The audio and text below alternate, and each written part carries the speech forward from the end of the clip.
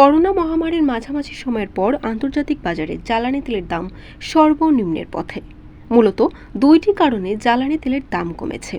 একটি হলো মার্কিন প্রেসিডেন্ট ডোনাল্ড ট্রাম্পের শুল্ক আরোপ, অন্যটি হলো অপেক প্লাসের তেলের উৎপাদন বাড়ানোর ঘোষণা। শুক্রবার ব্যারেল প্রতি তেলের দাম $2.29 বা 3.3% কমে $67.85 দাঁড়িয়েছে। অন্যদিকে ওয়েস্ট টেক্সাস ইন্টারমিডিয়েটের দাম $2.32 বা 3.5% কমে $64.63 দাঁড়িয়েছে। বুধবার হাতে গোনা কয়েকটি দেশ ছাড়া বিশ্বের বেশিরভাগ দেশ ও অঞ্চলের উপর পাল্টা শুল্ক আরোপ করেছে যুক্তরাষ্ট্র।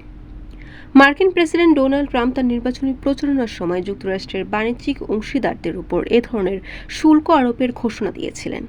দেশটির বাণিজ্য ঘাটতি কমানো এবং মার্কিন শিল্পকে সুরক্ষা দেওয়ার লক্ষ্যে এমন কঠোর পদক্ষেপ নেওয়ার কথা জানিয়েছেন তিনি।